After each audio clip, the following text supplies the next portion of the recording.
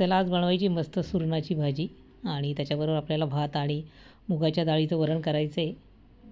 आणि सुरुवातीला बघा मी राईस पण धुवून घेतलेला आहे आणि तो पण टाकलेला आहे आणि मुगाची डाळ पण शिजायला टाकलेली आहे कुकरमध्ये. आणि इकडे सुरण घेतलेलं आहे बघा. खूप माती असते बघा त्याला. आता त्याचं आपल्याला वरचं आवरण काढून टाकायचं आहे. आणि सुरण खूप चांगलं असतं खाण्यासाठी.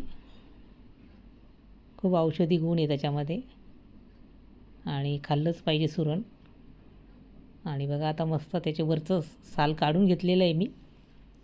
आणि आता आपल्याला मस्त काप करून घ्यायचे, त्याचे कापून घ्यायचे.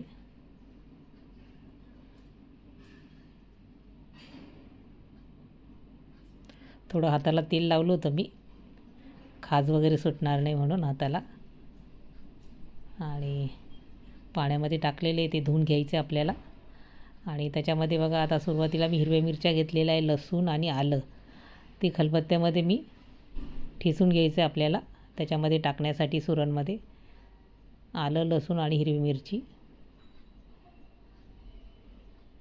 मिक्सरमधून पण काढू शकता, पण मी खलबत्त्यामध्येच कुटून घेतलेलं आहे.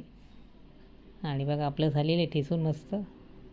इकडे मी मस्त 2-3 कांदे घेतलेले आणि उभे चिरून घ्यायचे आपल्याला. उभे कापून घ्यायचे मस्त.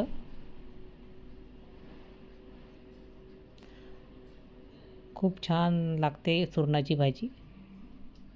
आणि कांदे पण आता कापून झालेले. टोमॅटो घेतलेले मी 2, ते पण कापून घ्यायचे आपल्याला आणि त्याची पेस्ट तयार करायची टोमॅटोची.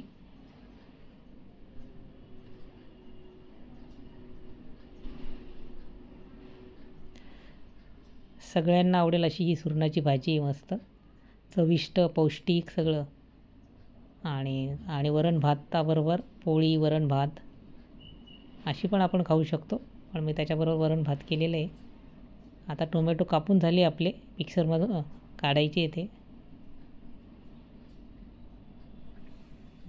आणि बघा त्याची पेस्ट झालेली आता टोमॅटोची.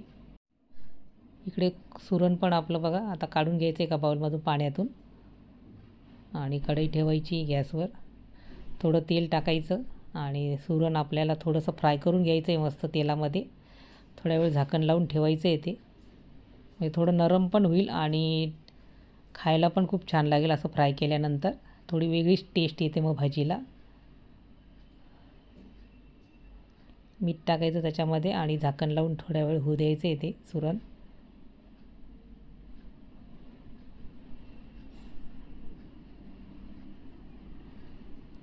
खूप गुणधर्म आहे त्याच्यामध्ये औषधी आणि मस्त आहे खाण्यासाठी सुरण.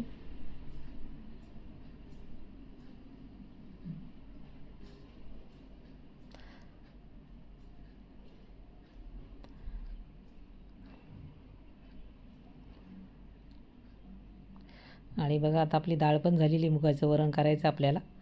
डाळ पण शिजून झालेली. आता त्याला फोडणी द्यायची आहे डाळीला.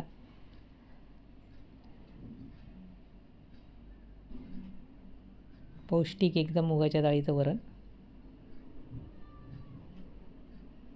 आणि एकीकडे आपले सुरण पण होत आहे थोडेसे तेलामध्ये, ते पण काढून घ्यायचे. मग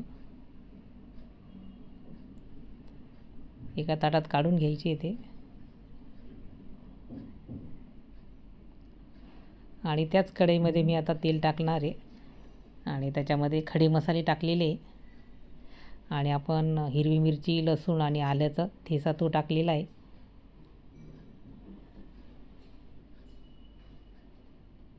तेलामध्ये ते परतून घ्यायचं आहे बघा मसाला, खडा मसाला. आणि आता कांदा टाकायचा आहे आपण चिरलेला, तो छान होऊ द्यायचा आहे तेलामध्ये.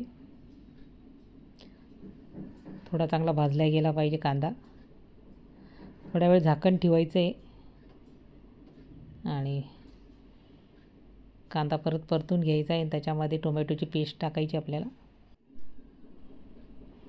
थोड्या वेळ होऊ द्यायचं आहे कांदा, टोमॅटो. आणि आता आपल्याला मसाले टाकायचे त्याच्यामध्ये. धणे पावडर, जिरे पावडर, गरम मसाला, हळद हे सगळं टाकून परत मिक्स करून घ्यायचं आहे.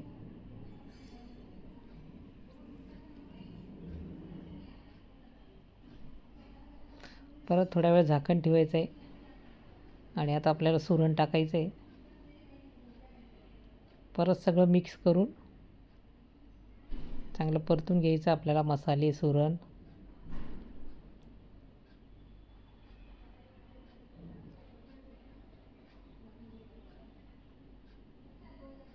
आणि पाणी टाकायचं आहे आणि थोडं शिजू द्यायचं आहे आता आपल्याला सुरण. थोडं फ्राय केल्यानंतर थोडं नरम झालेलं आहे.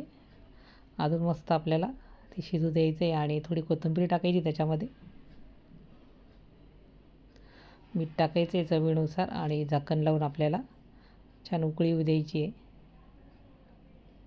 आणि एकीकडे सुरण होतं आहे आता आणि इकडे मी आता वरणाला फोडणी देते.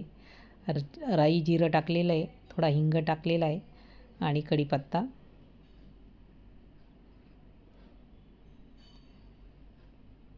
आपलं वरण पण तयार झालेलं आहे बघा.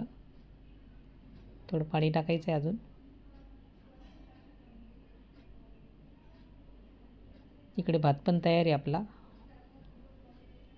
आणि बघा आता भाजीला छान उकळी आलेली आहे. मस्त तयार झालेली आहे सुरणाची भाजी. तुम्हाला ही रेसिपी कशी वाटली ते नक्की सांगा.